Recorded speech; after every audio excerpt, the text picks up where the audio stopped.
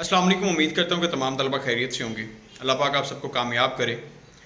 Channel पे अगर नए हैं तो चैनल को सब्सक्राइब कर लें, वीडियो को लाइक कर दीजिएगा और दोस्तों के साथ शेयर करना भी मत भूलिएगा।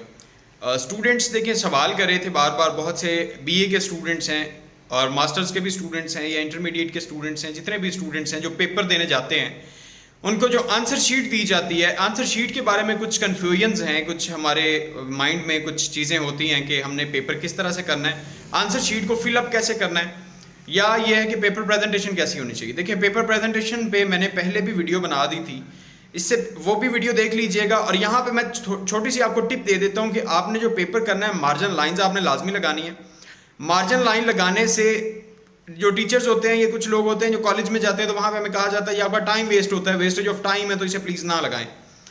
देखें जब आपको पेपर दे दिया जाता है और आंसर शीट दे दी जाती है 5 मिनट पहले, वो 5 मिनट पहले क्यों दी जाती है? ताकि आप अपनी मार्जिन लाइंस लगा सकें। जिस बंदे ने मार्जिन लाइन लगाई होती है ना, उस बंदे के मार्क्स ज़्यादा होते हैं, आपका पेपर यूनिक लगता है। मार्जिन लाइंस आपने लगानी है। अब मार्जिन लाइंस लगाने के बाद आपने क्या करना है कि जो आपने पेपर लिखना है तो प्लीज़ पेपर में से आपके जो वर्ड्स हैं, आपका कोई एक लफ्ज़ भी मार्जिन लाइन से आगे नहीं होना चाहिए, मार्जिन लाइन से बाहर ना हो लफ्ज़। वो आपका पेपर हमेशा ख़राब कर देता है। जब भी आपका मार्जिन लाइन से एक वर्ड भी बाहर निकल गया ना, एक लेटर भी बाहर निकल गया है, तो आपका पेपर वो सारा ख़राब कर देगा। प्लीज़ इस बात से अवॉइड करना है। दूसरी चीज़ ये है कि स्टूडेंट्स पूछ रहे हैं कि सर पेपर की जो फर्स्ट शीट होती है, जो बाहर वाला पेज होता है, वहाँ पे किस तरह से हमने वहाँ पे मेंशन कैसे करना है। आपके राइट साइड पे ऊपर वाली साइड पे आपको डेट का ऑप्शन दिया जाता है और आपके रोल नंबर स्लिप का, आपका रोल नंबर का ऑप्शन दिया जाता है। वहाँ पे आपने डेट मेंशन करनी है, नीचे रोल नंबर मेंशन करना है, ठीक है, इन लेटर्स एंड इन वर्ड्स। अब वर्ड्स में वहाँ पे इंग्लिश एंड उर्दू में लिखा होता है, वो आपने वहाँ पे इंग्लिश एंड उर्दू में लिख देना है। वर्ड्स में ऊपर आपने लेटर्स में जो लिख देना है, आपका जो रोल नंबर स्लिप पे रोल नंबर होगा वही लिख देना है। नीचे आपके पास ऑप्शन होंगे, टाइम स्लॉट होगी, आपने मॉर्निंग या इवनिंग शिफ्ट वहाँ से टाइम स्लॉट सिलेक्ट करना है। उसके बाद आपके पास ऑप्शन होती है सब्जेक्ट एंड पेपर। अब दो ऑप्शन होते हैं, स्टूडेंट्स को ये नहीं समझ आती कि पेपर में क्या लिखना है और सब्जेक्ट में क्या लिखना है।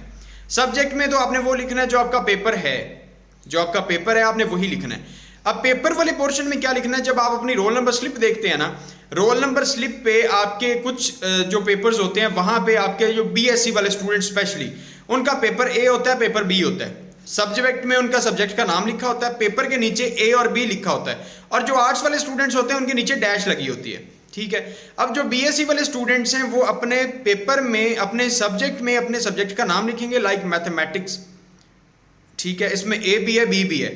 आपने मैथमेटिक्स लिखना है और पेपर में जाके आपने ए लिखना है या बी लिखना है, जो आपका पेपर होगा वो लिखना है। जो आर्ट्स वाले स्टूडेंट्स हैं, आर्ट्स वाले स्टूडेंट्स जो हैं वो आपके सब्जेक्ट में आपका पेपर लिखा जाएगा कि आपका ये सब्जेक्ट है, और पेपर में भी आपने वही सब्जेक्ट लिखना है कि मेरे इस सब्जेक्ट का पेपर है, ठीक है ना। जर्नलिज्म पार्ट 1, तो जो छोटे शॉर्ट फॉर्म में लिखा होता है JORUL, तो आगे डैश लगा के 1 लिखा होता है, सेम उसी तरह से आपने पेपर में लिखना है। सब्जेक्ट में आपने जर्नलिज्म लिखना है, ठीक है। या आपने जो आपका जो पेपर है वहाँ पे आपने पेपर में लिख देना है कि आपने सब्जेक्ट में लिख देना है जो आपकी बुक के नाम है। और अगर पेपर में आप लिख सकते हैं जो आपका जो आप रोल नंबर स्लिप अपनी देखिएगा, रोल नंबर स्लिप के पेपर के आगे जो है ना लिखा होता है जर्नलिज्म 1, इंग्लिश 1 शॉर्ट फॉर्म में, और उसके आगे थोड़ा सा उसका डिफाइन किया होता है, ठीक है ना।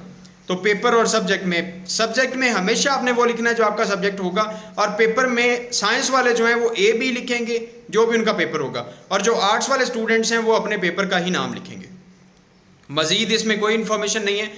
तो इसके बाद ये है कि जब आप पेपर की आंसर शीट की पहला पेज जब आप साइड पे करते हैं ना, तो आपके जिस साइड पे आपने रोल नंबर स्लिप लिखी होती है, आपने रोल नंबर लिखा होता है, सब्जेक्ट वगैरह लिखा होता है, उस पेज की बैक साइड पे मैं तो ये रिकमेंड करता हूँ कि आप लिखें ही ना, आप अगले पेज से स्टार्ट करें।